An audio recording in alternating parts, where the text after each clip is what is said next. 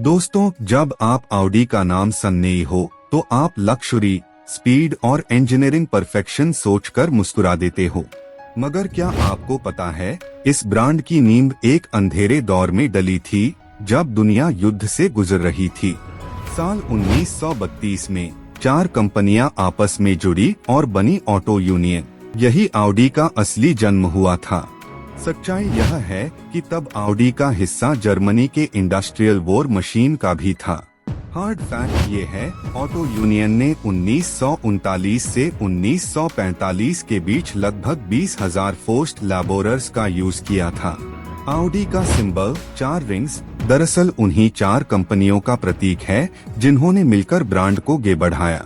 लेकिन इस चमचमाते लोगों के पीछे वो परछाइयां है जिनका जिक्र कोई कंपनी नहीं चाहते। दूसरे विश्व युद्ध के बाद ऑटो यूनियन को रशिया ने डिसमेंटल किया और जर्मनी को इकोनॉमिक क्राइसिस ने घेर लिया। फिर भी एक छोटे मैकेनिक वर्कशॉप ने फिर से सपना देखा, एक नई शुरुआत का। और वहीं से 1960 में वॉल्क्सवैगन ने ऑडी को खरीदकर उसका फ्यूचर बदल दिया। आज ऑडी अपनी क्वाट्रो टेक्नोलॉजी से दुनिया को स्पीड और सेफ्टी सिखाती है, मगर पीछे की सच्चाई कम लोग जानते। 1970 के दशक में ऑडी ने वो टेक्नोलॉजी टेस्ट की जिसने रैली वर्ल्ड को रीडिफाइन कर दिया। लेकिन फिर भी सवाल ये उठता है, क्या ये लग्जरी ब्रांड अपनी डार्क लेगेसी को पूरी तरह धो पाया? ऑडी ने 1999 में फाइनली अपने युद्धकालीन अपराधों को ऑफिशियली स्वीकार किया। उन्होंने एक इंडिपेंडेंट स्टडी कंडक्ट करवाई जिसमें पुराना सच सामने आया। रिपोर्ट में साफ लिखा था, कंपनी ने जबरन मजदूरों का यूज किया और कई लोगों की जिंदगी प्रभावित हुई। ऑडी ने माफी मांगी, कॉम्पेंसेशन फंड क्रिएट किया और कहा, हम इतिहास नहीं भूलेंगे। मगर क्या माफी ही काफी थी या लग्जरी हमेशा किसी कीमत पार आती है? ये ट्विस्ट यही है दोस्तों, इनोवेशन और गिल्ट एक साथ कोएग्जिस्ट करते रहे हैं। ऑडी का मॉडर्न एडवर्टाइजिंग ब्रिलियंस एक नई कहानी लिखता है, मगर इतिहास के निशान वही हैं। आज ये ब्रांड दुनिया के टॉप लग्जरी ऑटोमेकर्स में शुमार है। एनुअल रेवेन्यू $60 बिलियन से ज्यादा। शौक यही है, वॉल्क्सवैगन ग्रुप के अंदर होते हुए भी ऑडी स्वतंत्र लीडरशिप दिखाती रही। उन्होंने टेक्नोलॉजी और डिजाइन फिलॉसफी को हमेशा अलग राउट पे रखा। ऑडी ने इलेक्ट्रिक रेवोल्यूशन में भी बोल्ड कदम उठाया, ई-ट्रॉन सीरीज उसका उदाहरण है। मगर क्या ये ट्रांसफॉर्मेशन सच में सस्टेनेबल है या सिर्फ एक मार्केटिंग इल्यूजन?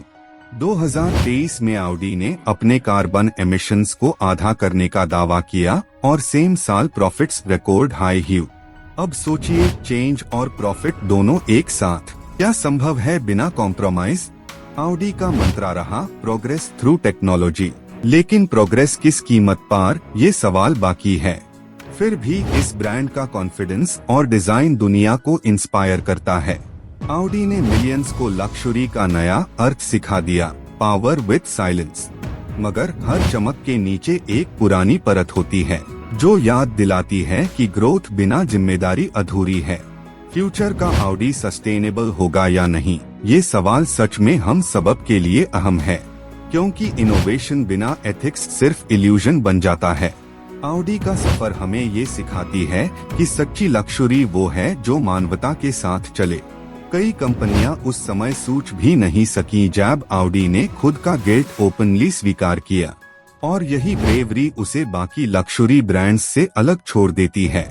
आखिर गलती करने वाले सबब होते हैं, मगर सच बोलने की हिम्मत खास होती है। ऑडी की कहानी ह्यूमैनिटी और इनोवेशन के बीच के ताने बाने को दिखाती है। कभी गिल्ट, कभी ग्लोरी, यही एयर ब्रांड का असली जर्नी है। ऑडी के लिए ये सिर्फ कार नहीं, एक आइडेंटिटी बन चुकी है। इनोवेशन और अकाउंटेबिलिटी का ये मेल मॉडर्न बिजनेस वर्ल्ड को एक नया लेंस देता है। दोस्तों, ब्रांड की ताकत सिर्फ टेक्नोलॉजी नहीं, उसकी ट्रांसपेरेंसी पर भी टिकती है। ऑडी ने दिखा दिया कि डार्कनेस को स्वीकार करना भी प्रोग्रेस का हिस्सा है। और शायद यही कारण है कि आज ऑडी पर भरोसा अब भी बरकरार है। जब दुनिया बदलती है तो सच भी सामने आता है, और ऑडी का सच अब सबके सामने है।